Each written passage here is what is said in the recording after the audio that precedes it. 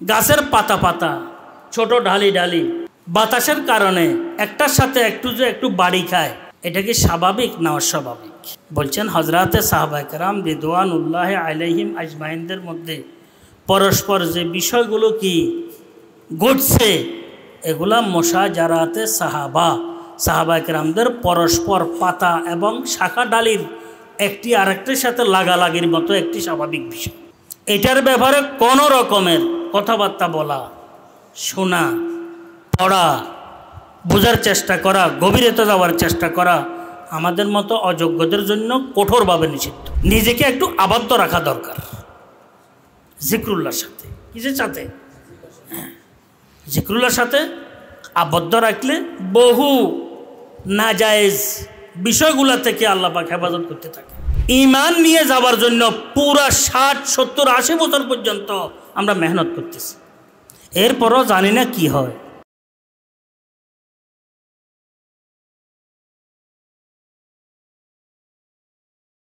সুবহানাকা লা ইলমা লানা ইল্লা মা আল্লামতানা ইন্নাকা আনতাল আলিমুল হাকিম।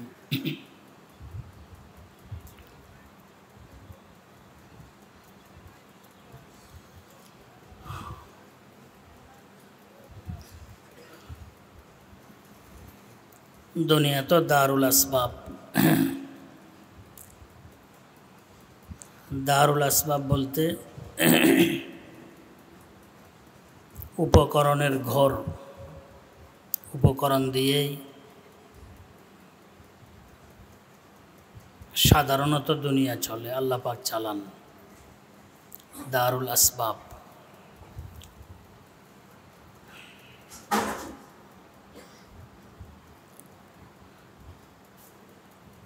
আসবাবগুলো তো আমরা গ্রহণ করা দরকার।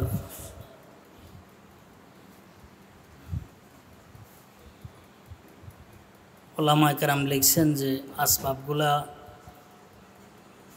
গ্রহণ করাটাই এটাকে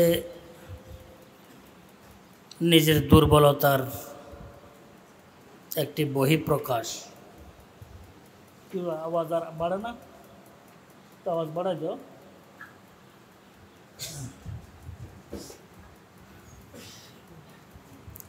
আসবাব গ্রহণ করা মানে আমি দুর্বল, আমি আসবাবের মোহতাজ।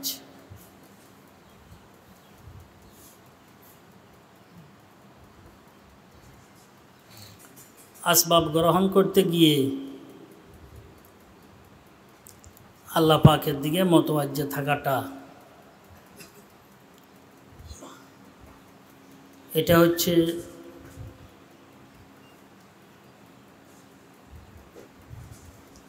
হাকিকি তাওয়াক্কুলের লক্ষণ।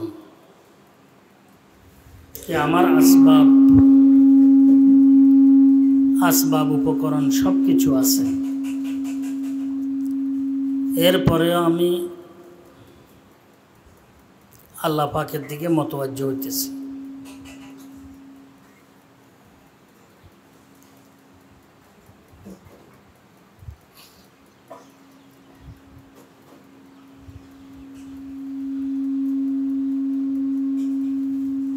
এমদাদকে ডাকানো হবে, এমদাদকে ডাকলে এমদাদে ঠিক করে দিব।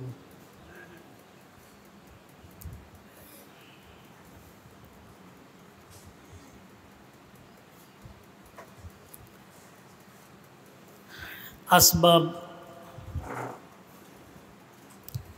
গ্রহণ করে আল্লাহ পাকের দিকে মোতওয়াজ্জে থাকাটা, যে আমি আসবাবগুলো গ্রহণ করলাম। দুনিয়ার যে আসবাব আছে, উপকরণ আছে, ওষুধ সেবন করা এটাও একটি আসবাব। কিন্তু ওষুধ সেবন করতে গিয়ে আল্লাহ পাকের উপরে ভরসা পোষণ করা। ওষুধ সেবন করতেছি আল্লাহ সাহেব, এটা বলা, মনের মধ্যে বসানো। এটা উত্তম আসবাব গ্রহণ না করে আল্লাহ পাকের উপরে তাওয়াক্কুল করার চাইতে।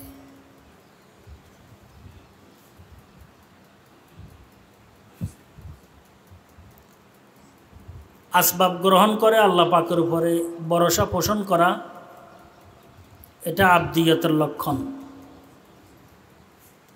যে আমি দুর্বল, আমি আব্দ,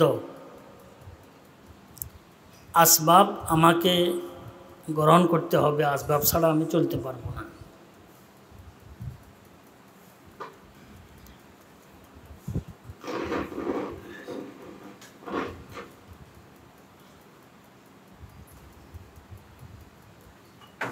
কিন্তু এই আসবাব অবলম্বন করতে গিয়ে আল্লাহ পাকের উপরে ভরসা পোষণ করা, আল্লাহ পাকের সাথে সম্পর্ক মজবুত রাখা এবং আল্লাহ পাকের জাতের উপরে তাওয়াক্কুল করা, এটা হচ্ছে আবদিয়তের লক্ষণ। আরেকটি বিষয় হচ্ছে আমি আসবাব গ্রহণ করলাম না, আসবাব গ্রহণ করা ছাড়া আল্লাহ পাকের উপরে ভরসা পোষণ করা, এটার মধ্যে আবদিয়তের বিষয়টি কম, নিজের মধ্যে একটু অহংকার, আত্মগরিমা আসার আশঙ্কা বেশি। নিরাপদ নয়, এটা নিরাপদ আবদিয়ত নয়, এটা অনিরাপদ আবদিয়ত।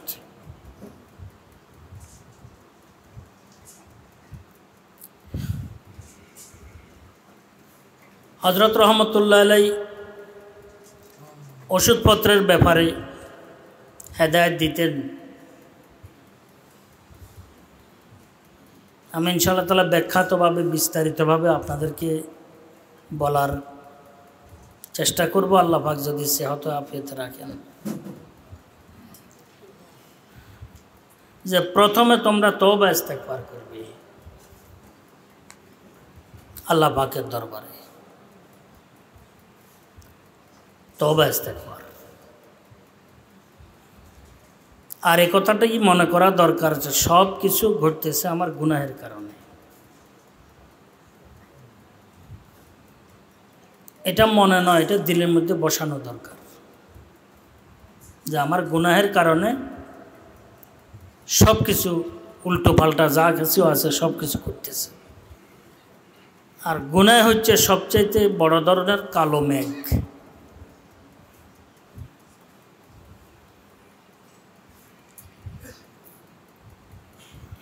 এটার কারণে আল্লাহ পাকের রহমত থেকে বান্দা বঞ্চিত হয়ে যায়, দূরে সরে যায়। আল্লাহ পাকের নাফরমানি যেটা আছে, আর আমরা তো নাফরমানি করা লাগে না, অহরহ আমাদের থেকে হয়ে যায় নাফরমানি। বড় বিষয় হচ্ছে কত হাজার হইতেছে এটার খবরও নেই আমাদের। নাফরমানি কত হাজার দৈনিক হইতেছে এটা খবরও নেই।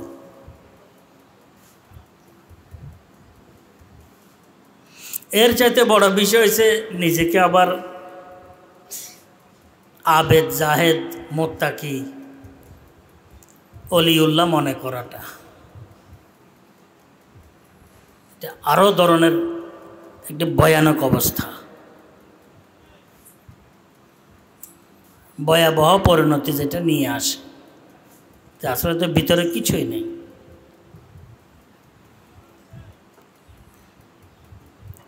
লাখো কোটি গুনাহ এমন হইতেছে যেগুলোর কোনো খোঁজখবরে আমাদের নেই।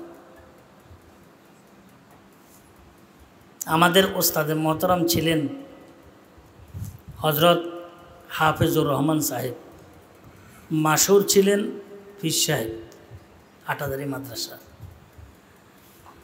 ওস্তাদে মোহতারাম। তো উনি বলতেন যে আসলে পেঁয়াজ কাকে বলে? কেউ পেঁয়াজ বানি পল্লার নিচে পল্লা, পল্লার নিচে পল্লা, পল্লার নিচে পল্লা, পল্লার নিচে পল্লা, এইটারে পেঁয়াজ কর। নিচের থেকে আসলে পল্লার উপরে পল্লা, পল্লার উপরে পল্লা, পল্লার উপরে পল্লা, পল্লার উপরে পল্লা, এটারে পেঁয়াজ কর। পেঁয়াজের মধ্যে আসলে সব কিছু একটা আরেকটার উপরে কি একটা বাঁশ আপনার, একটার উপরে এক বাঁশ, কি কোনোটা বড় বাঁশ, কোনোটা ছোট বাঁশ, কোনোটা দৃশ্যমান আর কোনোটা হয়তো অদৃশ্য, দেখা যায় না, কিন্তু বাস্তবে কিন্তু বাঁশ, বাঁশের উপরে বাঁশ, বাঁশের উপরে বাঁশ, বাঁশের উপরে বাঁশ, বাঁশের নিচে বাঁশ, বাঁশের নিচে বাঁশ, এটারে পেঁয়াজ করে।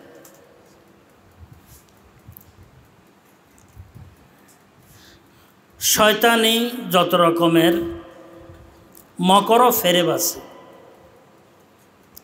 নফসানিয়তের যত রকমের মকর ফেরেব আছে, সবগুলা এ পেঁয়াজের মতোই। কিন্তু আমরা তো হয়তো উপরের কিছু হয়তো অনুধাবন করতেছি, ভিতরেরগুলো তো খোঁজখবরও আমাদের থাকে না। আহলুল্লাহ আল্লাহওয়ালারা এটা নিয়েই বড় ধরনের কি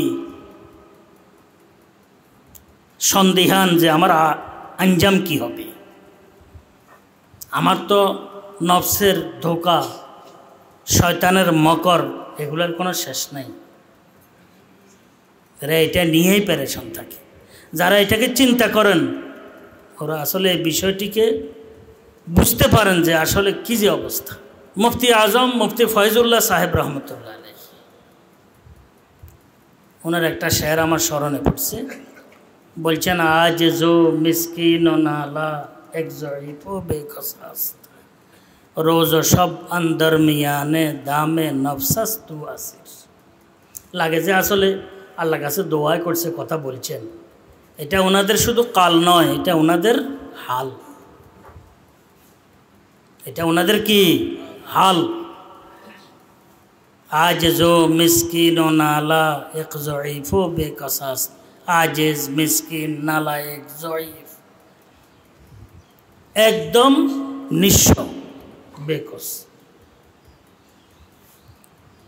রোজ সব আন দরমিয়ানে দামে নফসাস্তু আছে। দিবারাত্রি নফসের জালে আবদ্ধ আমরা।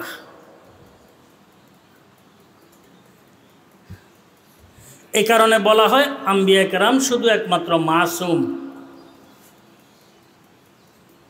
আব হজরত সাহাবায়ে কেরাম রিদওয়ানুল্লাহ আলাইহিম আজমাইন মাহফুজ, আর কেউ মাসুমও নয় মাহফুজ নয়।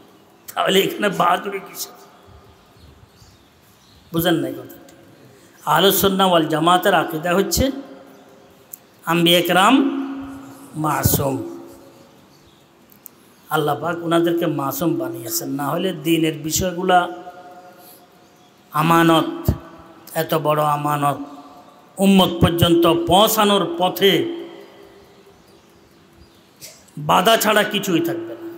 শয়তান তো লাগাই আছে, মানুষের নফস থাকে, আল্লাহ পাক মাসুম বানিয়েছেন। আর হজরতে সাহাবায়ে কেরাম রিদওয়ানুল্লাহ আলাইহিম আজমাইন মাহফুজ, ইখতারাহুমুল্লাহু লিসুহবতে নবিয়িহি ওয়া লিইকামতি দীনিহি, ওনাদেরকে আল্লাহ পাক মাহফুজ রেখেছেন, নফসানিয়ত থেকে মাহফুজ রেখেছেন, শয়তানের মকর ফেরেব থেকে কি রেখেছেন? মাহফুজ রেখেছেন। যার কারণে সাহাবায়ে কেরাম, হজরতে সাহাবায়ে কেরাম রিদওয়ানুল্লাহ আলাইহিম আজমাইনদের পরস্পর যে কিছু ঝগড়া ফাসাদ দ্বন্দ্বের বিষয়টি দেখা যায়, সমস্ত আহলুস সুন্নাহ ওয়াল জামাত একমত কে দুই গ্রুপ, যে দোনো গ্রুপ আল্লাহ পাকের দরবারে মাজুর, মাজুর মানি আজর প্রাপ্ত, ওনাদেরকে আল্লাহ পাক আজর দিচ্ছেন, বিনিময় দিচ্ছেন, সওয়াব দিচ্ছেন। পক্ষান্তরে এক গ্রুপ তো হক ইনদাল্লাহ, আরেক গ্রুপ না হক কি ইনদা কাওয়ানিনিল্লাহ, আল্লাহ পাকের কাওয়ানিনের ভিতরে এরা না হক, অর্থাৎ এরা ভুলের উপরে আছে। কিন্তু যেহেতু নফসানিয়ত থেকে মাহফুজ, এই কারণে এরা ভুলের উপরে থেকেও এদেরকে আল্লাহ পাক এক আজর দিতেছেন। আর যারা নাকি হকের উপর আছে এদেরকে কত রকম দ্বিগুণ আজর দিতেছেন আল্লাহ। কেন? ওনারা মাহফুজ, ওনারা মাহফুজ। এই কারণে হযরতে সাহাবায়ে কেরাম রিদওয়ানুল্লাহ আলাইহিম আজমাইনদের মধ্যে যে বিষয়গুলো সাধারণত রেশারেশির পাওয়া যায়, এটাকে আহলুস সুন্নাহ ওয়াল জামাত আল্লাহ পাক ওনাদের জাযায়ে খায়ের দান করেন। ওনারা মুশাজারাতে সাহাবা বলছেন। শব্দটি কেমন দেখেন, মুশাজারাতে সাহাবা রিদওয়ানুল্লাহ আলাইহিম আজমাইন। সাহাবায়ে কেরামদের পরস্পর মুশাজারা। মুশাজারা সাধারণত আরবি একটি শব্দ। গাছের পাতা পাতা, ছোট ঢালি ঢালি, বাতাসের কারণে একটার সাথে একটু বাড়ি খায়, এটা কি স্বাভাবিক না অস্বাভাবিক? এটা স্বাভাবিক। এটা নিয়ে কেউ কি আসলে কখনো কি সমালোচনা করে না? এটা মাথার মধ্যে রাখে, এটা বাতাস আসতেছে, একটার সাথে আর একটা পাতায় বাড়ি খাইতেছে, ঢালি বাড়ি খাইতেছে। বলছেন হযরতে সাহাবায়ে কেরাম রিদওয়ানুল্লাহ আলাইহিম আজমাইনদের মধ্যে পরস্পর যে বিষয়গুলো কি ঘটছে, এগুলা মুশাজারাতে সাহাবা, সাহাবায়ে কেরামদের পরস্পর পাতা এবং শাখা ডালির একটি আরেকটির সাথে লাগালাগির মতো একটি স্বাভাবিক বিষয়। এটার ব্যাপারে কোনো রকমের কথাবার্তা বলা, শোনা, পড়া, বোঝার চেষ্টা করা, গভীরতা যাওয়ার চেষ্টা করা আমাদের মতো অযোগ্যদের জন্য কঠোরভাবে নিষিদ্ধ।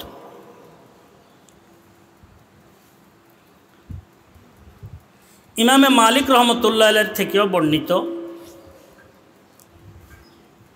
আর হযরতে আব্দুল্লাহ ইবনে মুবারক রাহিমাহুল্লাহ থেকেও বর্ণিত যে কথাটি আমি বলতেছি এখন, যে বলছেন যে একজনে জিজ্ঞেস করছেন যে সাহাবায়ে কেরামদের মধ্যে হক কে, অমুক না অমুক? তো উনি বলছেন যে সেটা এমন একটি বিষয় যেগুলো থেকে আল্লাহ পাক আমাদেরকে দূরে রাখছেন, তো আমরা মুখ কেন সেখানে লাগাবো? সেটা বোঝার মতো যোগ্যতা আমাদের কি নাই, সেটা বোঝার মতো যোগ্যতা আমাদের মধ্যে নাই, সেটা তাদবিক দেওয়ার মতো যোগ্যতা আমাদের মধ্যে কি নাই। এই কারণে সমস্ত আহলুস সুন্নাহ ওয়াল জামাত একমত যে হযরতে সাহাবায়ে কেরাম রিদওয়ানুল্লাহ আলাইহিম আজমাইনদের মধ্যে যা কিছু রেশারেশির মতো দেখা গেছে, মুশাজারাতে সাহাবা স্বাভাবিক বিষয়। এ ব্যাপারে মুখ, দিল, দিমাগ, বুঝ, ব্যবস্থা বন্ধ রাখাটাই হচ্ছে সবচেয়ে নিরাপদ।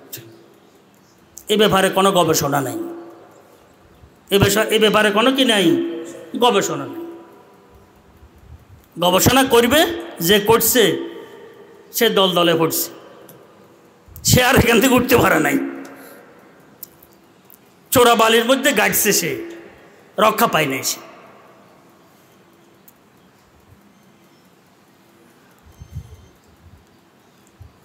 আল্লাহর হাবিব ইরশাদ করছেন, আল্লাহ আল্লাহ ফি আসহাবি লা তাত্তাখিজুহুম গরাদাম মিন বাদি। এদেরকে সমালোচনার কোনো পাত্র বানাইও না। আল্লাহ আল্লাহ মানে আল্লাহকে ভয় করো, আল্লাহকে ভয় করো আমার সাহাবায়ে কেরামদের ব্যাপারে, আমার সাহাবীদের ব্যাপারে আল্লাহকে কি করো, সাহাবাদের ব্যাপারে আল্লাহকে ভয় করো, আল্লাহকে ভয় করো। খবরদার কখনো মুখ খুলিও না, এদেরকে কোনো রকমের সমালোচনার কোনো কি পাত্র বানাইও না, খবরদার। এরপরে হাদিসের যে অংশটি সেটা তো আরও পরিষ্কার, ফামান আহাব্বাহুম ফাবিহুব্বি আহাব্বাহুম। আমার সাহাবাদেরকে যে মোহাব্বত করে সেটা পক্ষান্তরে আমার মোহাব্বতের প্রতিচ্ছবি। আমার সাথে মোহাব্বত আছে, এই কারণে সাহাবায়ে কেরামদেরকে কি মোহাব্বত করতেছে, এটা প্রতিচ্ছবি। ওয়ামান আবগাদাহুম ফাবিবুগদি আবগাদাহুম, যে আমার সাহাবায়ে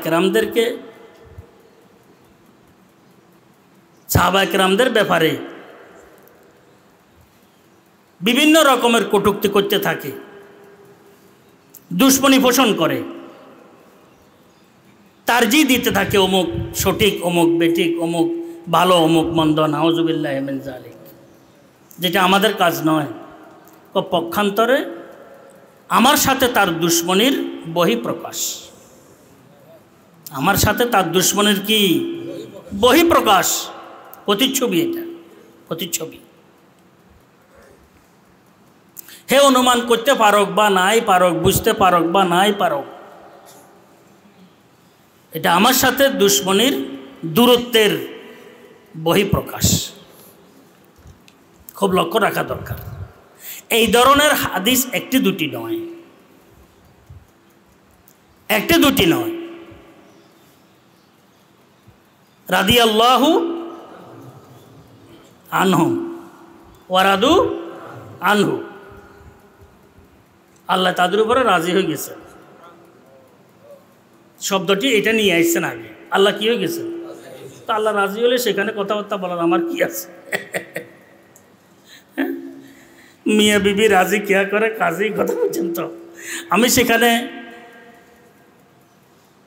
বিচার বিশ্লেষণ করার চেষ্টা করার কি দরকার আমার সেখানে?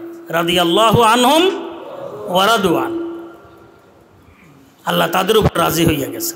এটা তথাকথিত নয় যে আল্লাহ রাসূলকে আল্লাহ পাক পাঠাইছেন, উপস্থিত যারা ছিলেন এরা সাহাবা হইয়া গেছেন, এমন নয়। কিন্তু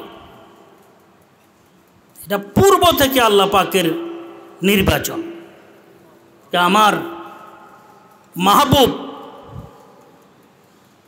ইমামুল আম্বিয়া সরওয়ারে কায়নাত সাইয়্যিদুল মুরসালিন রহমাতুল্লিল আলামিনের সাথী সঙ্গী কারা হবে? লিখছেন সাহাবায়ে কেরামদের মকাম বাদাল আম্বিয়া, আছে না বাদ? সাহাবায়ে কেরামদের মকাম বাদাল আম্বিয়া, আম্বিয়া কেরামদের পরে যাদের মকাম এরা হচ্ছেন হজরাতে সাহাবায়ে কেরাম রিদওয়ানুল্লাহি আলাইহিম আজমাইন। এটা কথায় কথা আমি বললাম আর কি, যে আসলে আমরা তো আসলে নফস এবং শয়তানে ঘেরা, আমাদের খোঁজখবরও নাই। আমাদেরকে নফস এবং শয়তান এমনভাবে আমাদেরকে কি করে রাখছেন, কবল করে রাখছেন, গ্রাস করে রাখছেন, আমরা নিজেদের দোষ ত্রুটিগুলা, নিজেদের নফসানিয়তের বিষয়গুলা চিন্তাও করতে পারি না, আর চিন্তা করলে অতটুকু পৌঁছতেও পারি না। পৌঁছও আমাদের পক্ষে কিনা সম্ভব না। তো বলার উদ্দেশ্য হয়েছে যে মুফতি আজম মুফতি ফয়জুল্লাহ সাহেব রহমতুল্লাহ যেটা বলছেন, বা এই ধরনের সমস্ত বুজুর্গানে দিন বলছেন, খারে হ্যাঁ বদকারে হ্যাঁ ডুবে হুয়ে জিল্লত মে হ্যাঁ। আরেক আল্লাহর বন্দা বলতেছে খার হ্যাঁ বদকার হ্যাঁ ডুবে হুয়ে জিল্লত মে হ্যাঁ, মানে খার বেইজ্জত, বদকার গুনাহের কাজের কোনো শেষ নেই।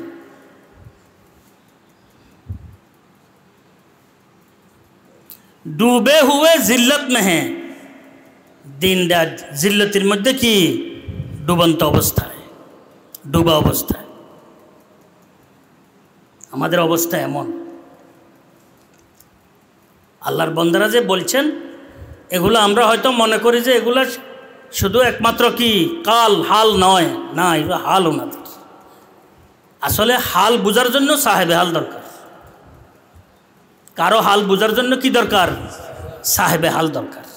সাহেবে হাল ছাড়া হাল বোঝে না, হালগুলাকে কাল মনে করে। মানে কথা এটা আমাদের মুরব্বীদেরকে হয়তো, এখন তো মুরব্বীরা নাই বললেই চলে, বহু কমে গেছেন, এটাও কিয়ামতের লক্ষণ। অহরহ মাহফিলগুলোর মধ্যে আসলে বলতে যাই আমি গুনাহগার, আসলে কর্তৃপক্ষে বলছেন আমি আপনাদের সামনে বলছি, বড় বড় আলেম ওলামারা আসছেন, এখানে বয়ান করলে বয়ান করতে পারবেন, আমার চাইতে ভালো এলেমে আমলে তাকওয়া তাহারতে আমারা বলছেন কর্তৃপক্ষ, এই কারণে আমি কর্তৃপক্ষের এই আদেশ পূরণার্থে আমি এখানে বসছি। আমরা মনে করছি এটা একটি পরিভাষা, আমরা মনে করি যে এটা একটি কি পরিভাষা, ওয়াজ মাহফিলের একটি পরিভাষা, যারা আলেম ওলামা আছেন মুরব্বী এদের একটি পরিভাষা। আসলে এমন নয়, কিন্তু এমন নয়, এটা ওনাদের হাল। এটা বোঝার জন্য সাহেবে হাল দরকার। হাল বোঝার জন্য কি দরকার? সাহেবে হাল দরকার। আমি মাঝে মধ্যে পান খাই, তো আমি বলি যে আমাদের লগে যারা থাকে এরা কোনখানে পান বিক্রেতা পান খায় দেখো। যে পান বিক্রেতা পান খায় ওই পান বিক্রেতার পান সঠিক হবে। এ পান বিক্রেতার পান কি হবে? ওই পান দোকানের পান কি হবে? সঠিক হবে। কারণ হে নিজে পান খায়, হে বুঝে কোনটা ভালো কোনটা ভালো না। যে পান খায় না ওইখানে আপনার দেখিয়েন যে এই পানের কোনো মজা নাই, লাগে যে সাদা পাতা কতগুলো নিয়ে আসছে গাছের, কিচ্ছু নেই। আর যে পান খায় হে বুঝে যে আমি যেহেতু পান খাই, পান কোনগুলোর মধ্যে মজা। এভাবে যে চায়ের দোকানি চা পান করে না, বলি যে চা পান করা হলে আমি বহু সময় জিজ্ঞেস করি তুমি চা খাওয়া নি? হুজুর চা খাই। কথা বুঝছেন তো? চা খাই, তাহলে চা বানা। ওই বহু সময় ফুটপাতেও বসি আমি চা খাই, বুঝলেন তো? কোনো কোনো জায়গার মধ্যে 2-3বারও বানাই লই, কোনো সময় চা মনে চাইলে। এটা আবার শৌখিনতা নয়, দরকার হলে যে চা খাইতে মনে চাইতেছে বলি যে যাই নামি যে আপনি চা খাননি? কৌতুন আমি চা খাই। কথা বলি কি চা খান? দুধ চা। তাহলে বানাইতে পারবেন না? ভালো করে পারবো, কারণ হে যে চা খায় হে বলতে পারবে কোন চা কীভাবে করলে এটা কি হয়, ভালো হয়, হে বুঝতে পারবে। যে খায় না হে কীভাবে বুঝবে? সে কীভাবে বুঝবে? এই কারণে আল্লাহওয়ালাদের কথা বুঝতে হইলে আল্লাহওয়ালাদের আল্লাহর সাথে সম্পর্ক রাখনেওয়ালা হইতে না হাসবো এটা কি কয়, এটা কি কয়। কথা বুঝে নিজে বুঝে না এটা তো কেউ মনে করবে না যে আমি আসলে অবুঝ। যে অবুঝ হে সবচাইতে বুঝদার মনে করে নিজেকে। হজরতে শেখ সাদি রহমতুল্লাহ এক ঘটনা নকল করছে। বড় চালাক বুজুর্গ তো, বুঝছেন তো? এক ঘটনা নকল করছে। বলছেন এক ইহুদি আর এক মুসলমানে বিতর্ক শুরু হয়েছে। বিতর্ক শুরু হওয়ার পর মুসলমান বলতেছেন আমি যে দলিল পেশ করছি এটা যদি ভুল হয় আল্লাহরে ইহুদি করি মারো। বুঝছেন? ইহুদি বলতেছে আমার যে দলিল আছে, ইহুদি মাযহাব সত্য এটার উপরে, মুসলমান মাযহাব সত্য এটার উপরে। তো মুসলমানে বলছে যদি আমার দলিলটা ভুল হয় আমিও তোর মতন মুসলমান মনে করলাম নিজেকে। মানে কেউ নিজেকে কি মনে করেন না। তো হজরতে শেখ সাদি রহমতুল্লাহ এই ঘটনা থেকে ফলাফল বের করছেন। গরাজ বসিতে জমিন আকলে মন আদিম গরদত বখত গুমা না বরদ হি চেকসকে না দানো। পুরা ভূপৃষ্ঠ থেকে যদি বিবেক বলতে কোনো বিষয় না থাকে সব হারিয়ে ফেলে। পুরা ভূপৃষ্ঠ হারিয়ে ফেলছে, বিবেক বলতে কিছুই নাই। কেউ নিজেকে বেকুব মনে করবে না। আল্লাহুম্মা সাল্লি আলা সাইয়্যিদিনা মুহাম্মদ ওয়া বারিক ওয়াসাল্লাম। কিয়ামতের পূর্বে আমাদের বিবেকগুলো এমনই হবে, শিক্ষার শেষ থাকবে না, পদমর্যাদার শেষ থাকবে না, চালাক চতুরতার শেষ থাকবে না। 100 বছর পরে কি হবে সেটা বলতে আমি সহজে বলতে পারবো, চিন্তা করতে হবে না। কিন্তু সঠিক বিষয়গুলা কারো কাছে পাওয়া যাবে না। বুঝেন নাই কথাটি? কোনো বড় ধরনের অপরাধ বড় ধরনের অশিক্ষিত করবে না, শিক্ষিতরাই করবে। আর অপরাধ করবে শুধু তা নয়, বড় ধরনের অপরাধগুলোকে কি আইনে পরিণত করবে কিয়ামতের পূর্ব পর্যন্ত। অপরাধগুলোকে আইনে পরিণত করে দিবে। যা হইতেছে ঘটতেছে দুনিয়ার, যেভাবে এই সময় কাটতেছে যাইতেছে, সময়ের ক্ষেপণ এমনই তো অনুভব হইতেছে। আল্লাহ আমাদেরকে ইসলামী আকল বিবেক আল্লাহ পাক আমাদেরকে দান করেন, ইমানি আকল বিবেক আল্লাহ পাক আমাদেরকে দান করেন। ইমান না থাকলে কিছুই থাকে না। তো আমি বলতেছিলাম যে আহলুল্লাহ আল্লাহওয়ালাদের কথাবার্তাগুলো বলতে বুঝতে আল্লাহর সাথে সম্পর্ক স্থাপনকারী হইতে হয়, না হয় কিন্তু এগুলা এই চিন্তা করে কী করলো, এটা কী করলো, এটাকে একটা কথা হইল, আরও নিয়ে এটা সমালোচনা করবে। নিজেকে কেউ বেকুব মনে করবে না, নিজেকে বড় জ্ঞানী মনে করবে। আবার যত বড় ব্যক্তির বিষয় নিয়ে চিন্তা ভাবনা করবে, সে নিজেকে ওই তো সবচেয়ে বড় বেকুব, এখন সে নিজেকে সবচেয়ে বড় জ্ঞানী মনে করবে, মানুষও জ্ঞানী মনে করবে, করার কিছু। এই কারণে বুঝতে ওই ধরনের হালওয়ালা মানুষ লাগবে। যে মুফতি আজম মুফতি ফয়জুল্লাহ সাহেব রহমতুল্লাহ বলছেন যে দিন রাত আমি নফসের জালে আবদ্ধ, এই যে বলছেন এটা বুঝতেও ওই ধরনের চিন্তা করানোওয়ালা লাগবে। পর কসুর পরমা আসি হিচ নাইদার ধুনার, বলছেন পর কসুর পরমা আসি, গুনায় ভরা, কসুরে ভরা, দোষ ত্রুটিতে ভরা, কোনো গুণ বলতে আমার মধ্যে কিচ্ছু নাই। কে বলছেন? মুফতি আজম মুফতি ফয়জুল্লাহ সাহেব। উনি কে? উনি পুরা পাকিস্তানের, মাশরিকি পাকিস্তানের নয়, শুধু মাগরিবি এবং মাশরিকি উভয় পাকিস্তানের এক ধরনের মুফতি আজম। বুঝেন না কথাটা? তখন তো পূর্ব পাকিস্তান আর পশ্চিম পাকিস্তান ছিল। পূর্ব পাকিস্তানের মুফতি আজম, পশ্চিম পাকিস্তানের মুফতি আজম মুফতি শফি সাহেব রহমতুল্লাহ ছিলেন। উনিও মাসালা জিজ্ঞেস করার জন্য ইনার কাছে প্রতিনিধি পাঠাচ্ছেন। আবার কুদরতের কারিশমা, দনোজন একই সময়ের একই সাথী, কথা বুঝছেন? আবার এন্তেকালও একই সময় হয়েছে, আল্লাহর কুদরত। উনি মুফতি আজম। কোন মুফতি আজম? যিনি হাটহাজারী মাদ্রাসার শেখুল হাদিস ছিলেন। পুরা মাশরিকি পাকিস্তান মাগরিবি পাকিস্তানের মুফতি আজম তো ছিলেন, হাটহাজারী মাদ্রাসার শেখুল হাদিস ছিলেন। শেখুল হাদিস বুঝেননি? শেখুল হাদিস মানে হাদিস বিশারদ, যিনার হাতে শত শত হাদিস বিশারদ তৈরি হয়েছে। হাদিস বিশারদ তৈরি হয়েছেন যিনার হাতে, মুহাদ্দিস তৈরি হয়েছেন যিনার হাতে, মুফতি তৈরি হয়েছেন যিনার হাতে। ওস্তাদরা ওনাকে এভাবে বার্ষিক মাহফিলের মধ্যে ওনাকে এভাবে পাশে বসাইছেন। হজরত মাওলানা হাবিবুল্লাহ সাহেব রহমতুল্লাহ হাটহাজারী মাদ্রাসার প্রতিষ্ঠাতাগণ থেকে একজন, প্রতিষ্ঠাতাদের থেকে কি বলছেন, আল্লাহ যদি কিয়ামতের দিবসে আমারে জিজ্ঞেস করেন, হে হাবিবুল্লাহ, হাটহাজারী মাদ্রাসার মধ্যে এত টাকা পয়সা তুই খরচ করছ, তুই আর কাছে কি আইনস? কইম যেন আল্লাহ তোমার কাছে ফয়জুল্লাহরে নিয়ে আস। ওস্তাদে বলছে হাজার হাজার মানুষের সামনে, ওস্তাদে বলতেছেন আল্লাহ যদি জিজ্ঞেস করেন তুই হাটহাজারী মাদ্রাসার মধ্যে জাতির এত পয়সা টাকা খরচ করছ, কি নিয়ে আসছ, কি তৈরি করছ? কায় ফয়জুল্লাহরে দেখাইও। কারে দেখাবো? ফয়জুল্লাহ, মুফতি ফয়জুল্লাহ। ওনার ওস্তাদরা বলছেন যে মুফতি ফয়জুল্লাহর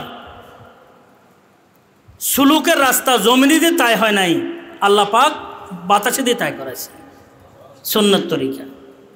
ওই মুফতি আজম রহমতুল্লাহ কথা বলছি। এখন তো আরেক ঘটনা বলতে হবে। মুফতি আজম রহমতুল্লাহ এন্তেকালের পূর্বে সুন্নতের উপরে এত মজবুত ছিলেন, সাধারণত কোনো রোগও ছিল না। তখন জাতীয় ডাক্তারের মধ্যে বড় ডাক্তার যিনি, উনি ডাক্তার নুরুল ইসলাম সাহেব ছিলেন। ঠিক আছে, ডাক্তার নুরুল ইসলাম সাহেব জাতীয় ডাক্তার মধ্যে বড় ডাক্তার তো ছিলেন। পড়ালেখা করছেন ভিন্ন পরিবেশেরই ছিলেন, স্বাভাবিক পরিবেশে।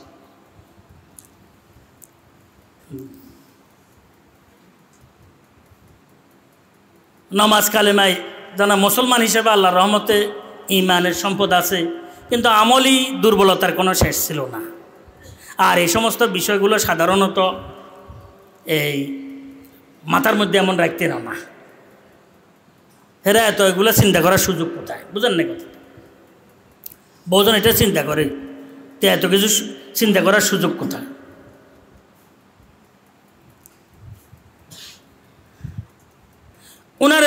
ওনার কাছে নিয়ে গেছেন, উনি বড় ডাক্তার। উনি দেখি প্রথমবার দেখে বললেন যে মানুষটা কে? কইটা অমুক।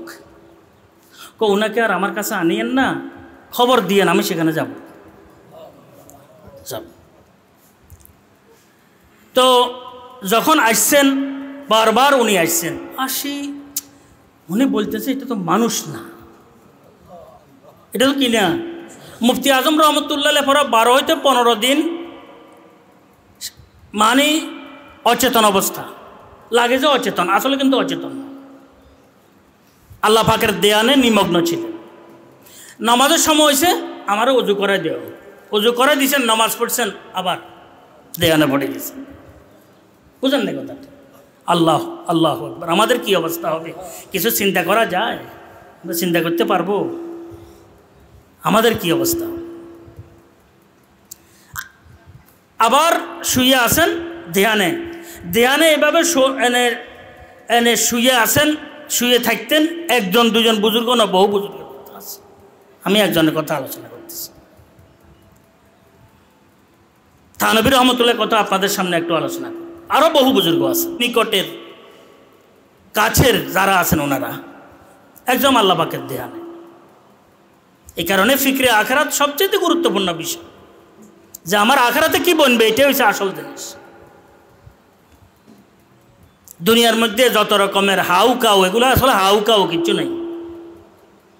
টাকারে, পয়সারে, ছেলেরে, মেয়েরে, আওলাদরে, ফরজন্দ, অমুক তমুক, এনে সুনাম সনাম ধন্য হওয়া, কিচ্ছু এগুলো তালাশ করলে এমন কিচ্ছু নাই, কিচ্ছু নেই। আসল তো আমার আখিরাত কি হবে, আখিরাতে কি বনবে, আমি কিভাবে যাব, কি কারণে আল্লাহ পাক আমাকে ধরে বসে, কারণ তো শেষ নাই। আর হে বেটা তো হয়েছেন একবারে বেনায়াস, একদম কি বেনায়াস। হুজুরে আকরম সাল্লাল্লাহু আলাইহি ওয়াসাল্লাম ওনার আব্বা আম্মা ইন্তেকালের পর জিনের হাতে লালিত এ আবু তালেবকে আল্লাহ পাক চান নাই সে ঈমান, আল্লাহ পাক দেন নাই তাকে ঈমান। আল্লাহ পাক বেনায়াস, তুমি না চাইলে আমি দিব কেন? তোমার কপাল তোমার সাথে। তো সবচাইতে বেশি আফসোস তো হুজুর সাল্লাল্লাহু আলাইহি ওয়াসাল্লামের সেখানে হয়েছে। ফেরাউন একজন যদি ঈমানদার হয়ে যেত, পুরা বনি ইসরায়েল, ফেরাউনের গোষ্ঠী গোত্র সবাই ঈমানদার হয়ে যেত। আল্লাহ বলছেন দরকার নাই। আল্লাহুস সামাদ, আল্লাহুস সামাদ। আমার মুসা একজন দরকার। ফেরাউন এবং ফেরাউনের গোত্রের লক্ষ লক্ষ লোকের আমার কি নাই দরকার। ভালো চাইবে, ভালো পাইবে, চাইবে না তো পাবে না। চাইলে তো ফেরাউন একজনকে আল্লাহ পাক এরাদা করলে তো হে এরাদার আগে তো কি এরাদার সাথে সাথে মুসলমান হইয়া যায়, পুরা গোষ্ঠী গোত্র পুরোটাই মুসলমান হইয়া যায়। দুনিয়া দারুল, কথা বুঝছেন তো? আল্লাহ পাক দারুল এনে আসবাব, দারুল মেহনত। তুই ভালো চাইবে ভালো হবে, ভালো চাইবে না ভালো হবে। এমন না যে অমুক একটু বড় মানুষ, তারে একটু কি হ্যাঁ ভালো করে দিলে সব ভালো হয়ে যাবে, এটা আমার জন্য সবাই আমাকে কি ডাকবে, আমার দরবারে দোয়া করবে, কিচ্ছুর দরকার নেই। আল্লাহ পাকের জুনুদে রব্বিকা লা ইয়ালামু ইল্লাহু, আল্লাহ পাকের উপাসনাকারীর কোনো শেষ নাই। এটা কত কোটি কোটি আছে সেটা আল্লাহ পাক ছাড়া কেউ জানে না। তো কি দরকার আল্লাহ পাক বেনায়াস। বলার উদ্দেশ্য হয়েছে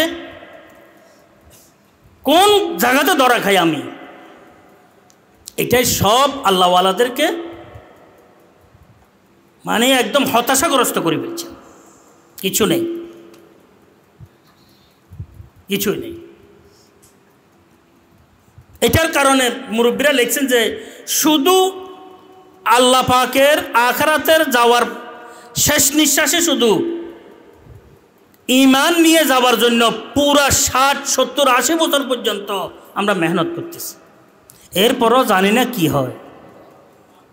হাকিমুল উম্মাহ শাহ আশরাফ আলী থানভী রহমতুল্লাহ লিখছেন, ফিক্রে আখরাত আসায় মুসবি হয়। আখরাতের ফিকির মুসা আলাইহিস সালামের লাঠির ন্যায়। জাদুকরের যত রকমের সর্প আছে, সর্পের সমুদ্র এক লোকমা শেষ করে দিছে হযরত মুসা আলাইহিস সালামের লাঠি, এক লোকমা শেষ করে দিছে। বলছেন দুনিয়ার যত আশয় বিষয়, নাম নমদ, ইজ্জত সম্মান, শিক্ষা দীক্ষা, জ্ঞান বিজ্ঞান, আসবাব উপকরণ সবগুলো আখিরাতের ফিকিরে এক গ্রাসে খাই ফেলে, কিছু থাকে না যে আর আখিরাত কি বলবে। তো নিজের চিন্তা করিয়ে তো করতেও তো সম পায় না, এটা করতে এটা এটা করার জন্য তো সম কি পুরা পাওয়া যায় না। অন্যের পিছনে পড়ার সুযোগ কোথায়, সুযোগ কোথায়? তাল্লা তো বেড়ে আস।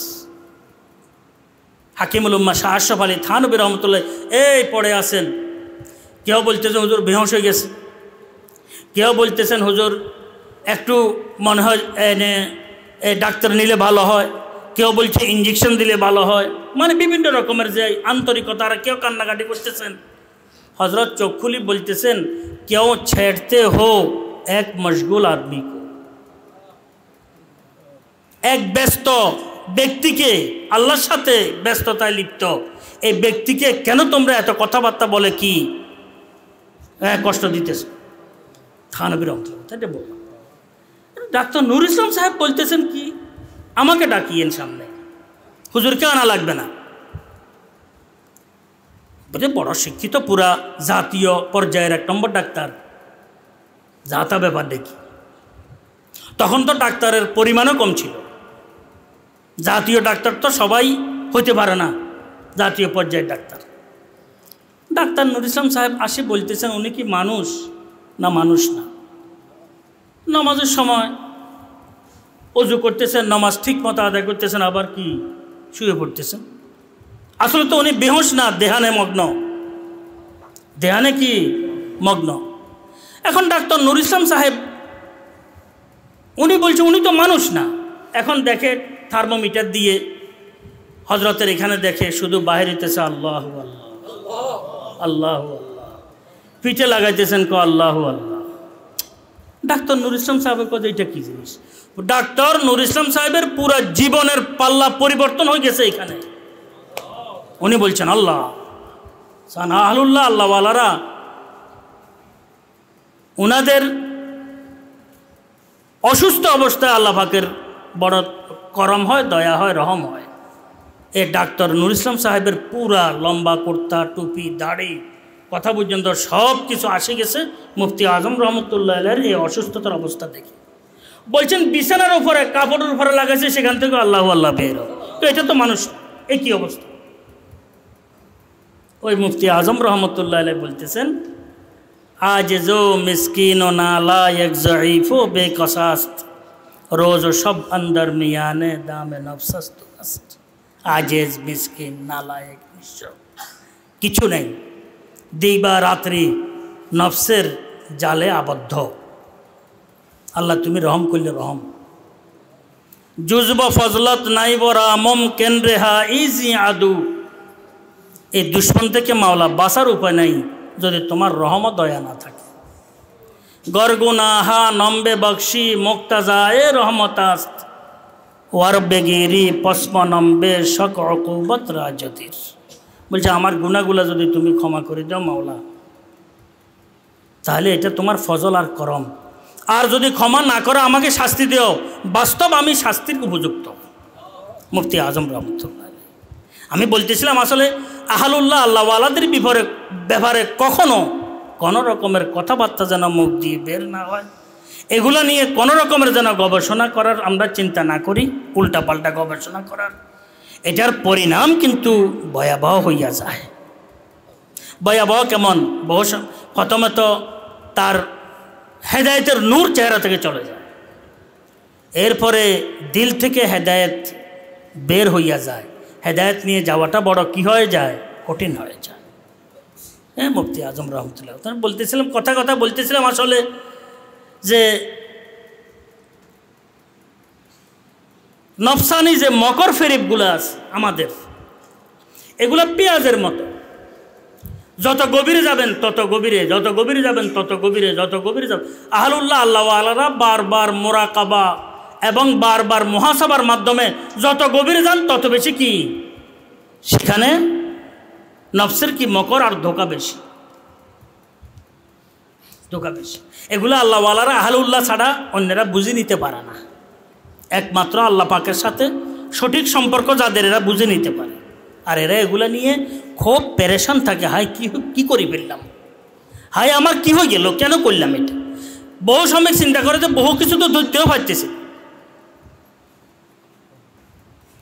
তো বলার উদ্দেশ্য হয়েছে, বহু কথাবার্তা বললাম যে আসবাব যেগুলো আছে, আসবাব অবলম্বন করতে গিয়ে আল্লাহ পাকের সাথে সম্পর্ক, এটা আবদিয়তের লক্ষণ। আর আসবাব ছাড়া চলাটার চাইতে আসবাব গ্রহণ করে চলা, আল্লাহ পাকের উপরে তাওয়াক্কুল পোষণ করে, এটা হচ্ছে শরীয়তের বিধান। আর আসবাব গ্রহণ করে আল্লাহ পাকের দরবারে পড়ে থাকা যে মাওলা আসবাবে কিছু করতে পারবে না, তোমার কুদরত ছাড়া, তোমার ফজল করম ছাড়া, এটা হচ্ছে আবদিয়ত। এটা হচ্ছে কি আবদিয়ত। আসবাব এটাকে আদতুল্লাহ বলা হয়। আর আসবাবকে যেই শক্তি পরিচালনা করে এটাকে কুদরতুল্লাহ বলা হয়। অবলম্বন করতেছে আসবাব, নজর হয়েছে কুদরতের উপরে, এটা হচ্ছে সঠিক বিষয়। এখানে সামান্য একটু কথা বলতে হয়, যদি কেউ এইভাবে এর বিপরীতে চলে, এমন কিছু লোক আছেন, বহু কম, ওদের ব্যাপারে কোনো রকমের কথাবার্তা বলার যোগ্য দরকার আমাদের কি নাই। কোনো রকমের কথাবার্তা বলার দরকার নাই। কোনো একজন মানুষ চিন্তা করে যে বস আমি যেভাবে আছি সেভাবে, আমার ঘরের দরকার নাই, হয়তো বাড়ির দরকার নাই, একটা কথার কথা বললাম আর কি, আমার এটার দরকার নাই, সেটার দরকার নাই, নিজে নিজে চলতেছে, আল্লাহ বিল্লাহ করতেছে, এই ব্যাপারে আমার মাথা ঘামাইবার দরকার নাই, চায়ের কাপ নাপাক করার দরকার নাই। বহু সময় আমরা এগুলা নিয়ে চায়ের কাপ, অর্থাৎ যে কোনো বৈঠকে অনুষ্ঠানে সমালোচনা করে নিজের খানাগুলাকে নাপাক করি, আমরা গিবত শেখাইতে ভরা দিই। কিন্তু এটা আমার কাজ নয়, এটা সবচাইতে খারাপ কাজ, দরকার নেই। হাকিমুল উম্মাহ শাহ আশরাফ আলী থানভী রহমতুল্লাহ লিখছেন, ভাই किसी को मत छेड़ो, अपने मसलक को मत छोड़ो। যেটা তোমার তরিকা আছে এটা ছাড়িও না, কিন্তু তোমার তরিকার বাইরে গেলে এটা গোমরাহ হয়ে গেছে, এটা কখনো চিন্তা করিও না, খবরদার। যে আমরা তো মনে করি যে আমার তরিকার বাইরে যারা আছে সব গোমরাহ, এমন নয়, এমন নয়। কিন্তু দিল প্রশস্ত দরকার, মন মানসিকতা বড় দরকার। কোন মুমিন মুসলমানের ব্যাপারে কোন রকমের সমালোচনা, আক্রমণাত্মক কথাবার্তা, মুআমালা মুআশারা যেন আমাদের থেকে সাদের না হয়, এটা সবসময় খেয়াল রাখা দরকার। এখন তো আসলে আমার তো লাগে যে ওয়াখরাজাতুল আরদু আসকালাহা আছে না বাবা, যা দিলের মধ্যে আছে সব কিছু বের করার সময় এখন হয়ে গেছে। আর্দের একটা অংশ তো আমাদের দিল, আমরাও তো মাটির। সবচাইতে বেশি যে মাটির অংশের মধ্যে বিভিন্ন রকমের বিষয়গুলো পাওয়া যায় সেটা হচ্ছে মানুষের দিল, মন। এখন মন মতো চলার, মন মতো বলার, মন মতো মন্তব্য করার সময় এখন একদম কি উন্মুক্ত। আর এখন এই সময়ের মধ্যে সাবধানতা অবলম্বন করা অতীব জরুরি। না জানি কোন কারণে কোনখান দিয়ে পদস্খলন ঘটে, আমি কোথায় চলে যাই, আমার আঞ্জাম নষ্ট হইয়া যায়, কিসে পাইছি। এই কারণে সর্ব অবস্থায় নিজেকে একটু আবদ্ধ রাখা দরকার জিক্রুল্লাহর সাথে। কিসের সাথে? জিক্রুল্লাহর সাথে আবদ্ধ রাখলে বহু নাজায়েজ বিষয়গুলা থেকে আল্লাহ পাক হেফাজত করতে থাকেন। বহু ফজলিয়াত, বেদরকারি বিষয়গুলো থেকে নিজেকে বাঁচায় রাখা সহজ হইয়া যায়, আল্লাহ পাকের সাহায্য হইতে থাকে। যে কোনো জিকির, ইস্তেগফার, দরুদ শরীফ, তারপরে আপনার তাকবীর, তাহলিল, যে কোনো জিকিরের সাথে নিজেকে কি লাগাই রাখা। তেলাওয়াত, কিতাবের মোতালা, দর্স তদরিস, এটা হচ্ছে সবচাইতে বর্তমান জমানার মধ্যে জরুরি বিষয়।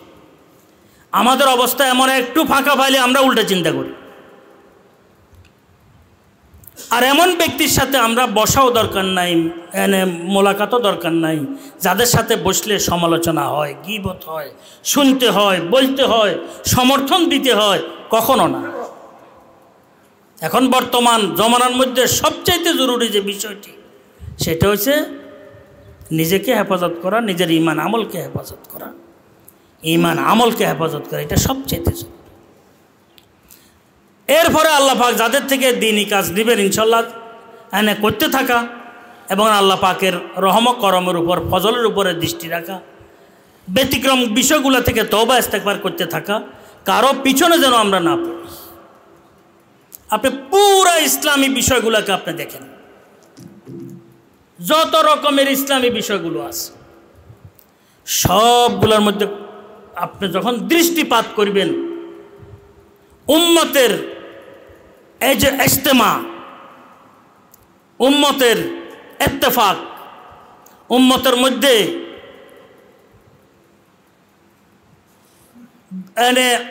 বিভক্তি সৃষ্টি না করার বিষয়টি সবখানে পাবেন আপনি। এটা কিন্তু খুব লক্ষ্য রাখবেন।